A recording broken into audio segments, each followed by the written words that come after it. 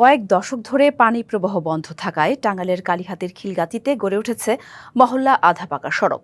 এখানে সেতু নির্মাণের কোনো বাস্তব ভিত্তি নেই। তবু সড়ক কেটে ৯,১০,০০,০০০ টাকা ব্যয়ে নির্মাণ করা হচ্ছে সেতু। স্থানীয়রা বলছেন, অহেতুক উন্নয়নের নামে লুটপাট। যদিও সড়ক বিভাগের দাবি, সেতুর কাজ শেষে পানি প্রবাহ সচল করতে উচ্ছেদ করা হবে অবৈধ স্থাপনা।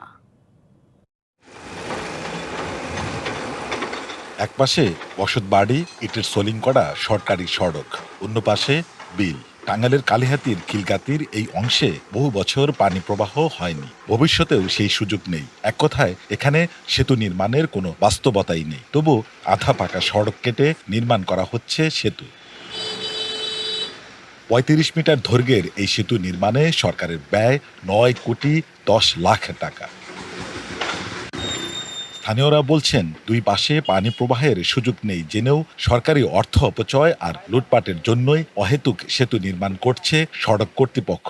শিয়া বাটার ও ভিটামিনে সমৃদ্ধ লিলি বিউটি সোপ, তারুণ্যময় উজ্জ্বল ত্বকের জন্য।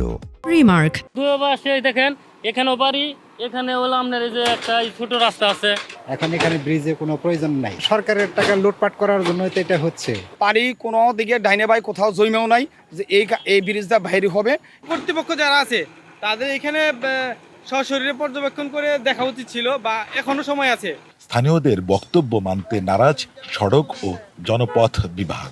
তাদের দাবি, বেইলি ব্রিজ ভেঙে তৈরি করা হচ্ছে নতুন সেতু, আর সেতু নির্মাণ হলেই পানি প্রবাহের জন্য অপসারণ করা হবে অবৈধ স্থাপনা।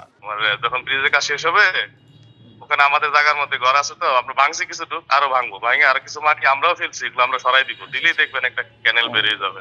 এরই মধ্যে সেতুর ২৫% নির্মাণ কাজ সম্পন্ন করেছে ঠিকাদারি প্রতিষ্ঠান এস অনন্ত বিকাশ ত্রিপুরা লিমিটেড। ২০২৬ সালের ফেব্রুয়ারিতে সেতুটি সড়ক বিভাগকে বুঝিয়ে দেওয়ার কথা রয়েছে। Sohel Talukdar, DBC news, Tangail.